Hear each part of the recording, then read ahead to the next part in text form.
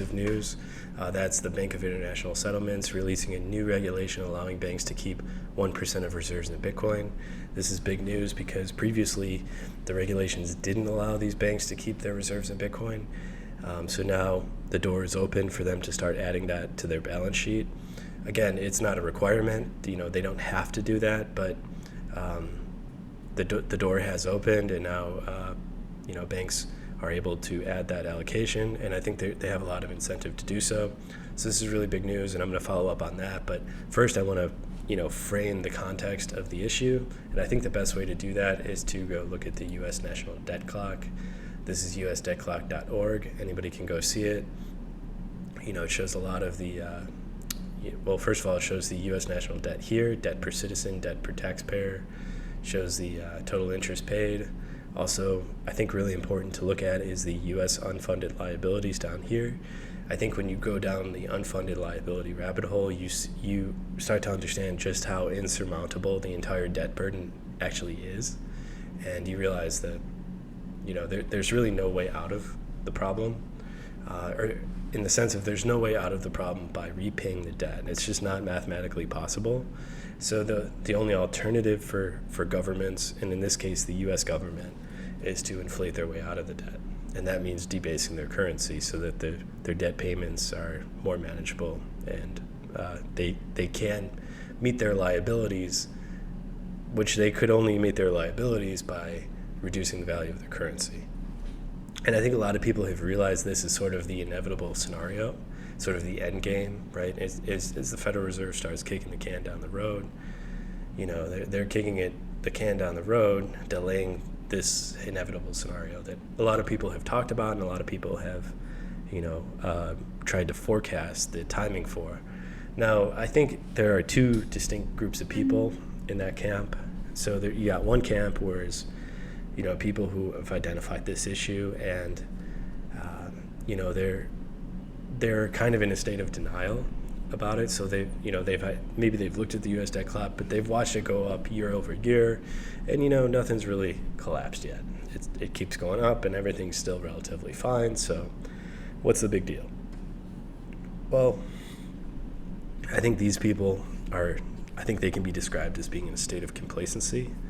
They understand the problem, but they don't understand the urgency of the problem because it's something that takes a long time to play out.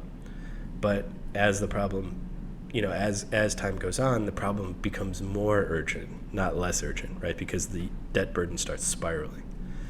And then on the other hand, I think you have people who, they understand the problem. They also understand the urgency of the problem, and they're probably, maybe rightly so, maybe unrightly so, afraid of what they've discovered. And I think, that's where a lot of people are, a lot of the smarter people, in my opinion. They're able to perceive the risks better than other people, and it disturbs them. And, and I think, they're kind of afraid of some type of collapse and what the implications of that would be.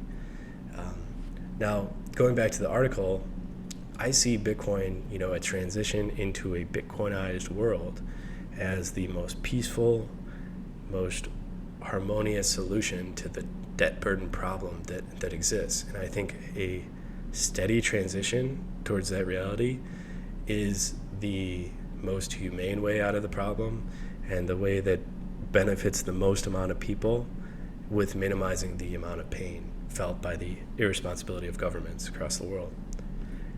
So this article makes me incredibly hopeful because I see it as the first domino falling in that direction.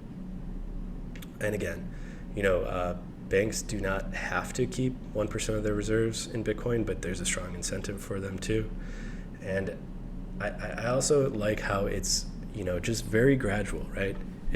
It's moving the goalpost from 0% to 1%, right? And that's a gradual accumulation. So maybe next year they move the goalpost from 1% to 2%.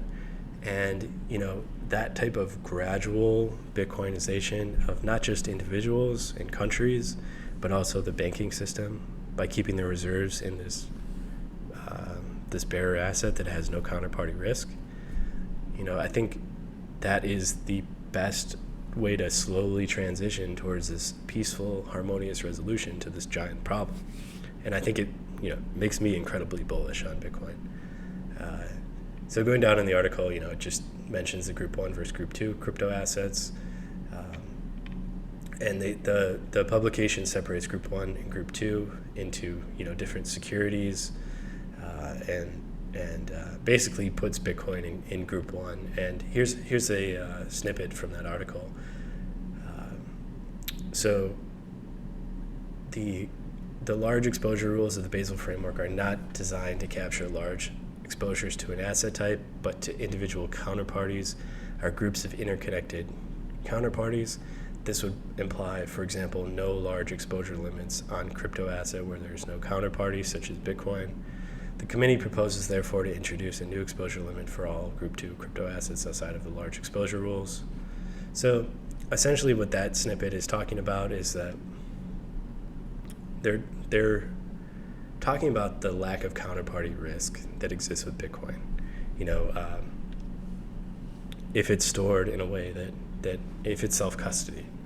So if Bitcoin is self-custodied properly, there's absolutely no counterparty risk. You don't rely on a third-party custodian. And that's really important. That's one of the things that the banks think about when they design these regulation frameworks. Because really, in a situation like 2008, if any of you guys are familiar with that, in 2008, one of the big reasons that situation spiraled out of control was counterparty risk, right? As one bank becomes insolvent, then all the other banks that have, are that bank, one bank is acting as a trusted custodian for. Now they have all the custodian risk. They inch closer to insolvency, and that's how a situation can spiral out of control. So, essentially, this is what banks, if you were to make regulations trying to reduce the likelihood of that type of scenario occurring in the future, you would be looking for banks to hold assets on their reserves that have no counterparty risk, which means you'd want to promote a framework that that encourages banks to keep more assets like gold and Bitcoin,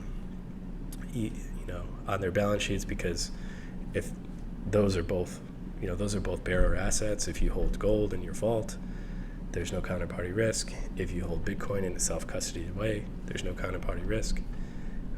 So I think this is a good step in the right direction. I see it as a very positive piece of news and something that makes me very hopeful. And hopefully this is a little bit of a counter narrative to some of the fear and the doom and gloom that's out there, because I think there is a real possibility that humanity, governments even come together and realize what is the best solution for this sovereign debt problem, and then pursue the most optimal path to fixing it, which it does appear like that is what's happening, and that makes me incredibly hopeful. And I think it's just in general good news. Anyway, if you guys like this video, please just make sure to like the video, subscribe to the channel, and I'll catch you guys in the next upload.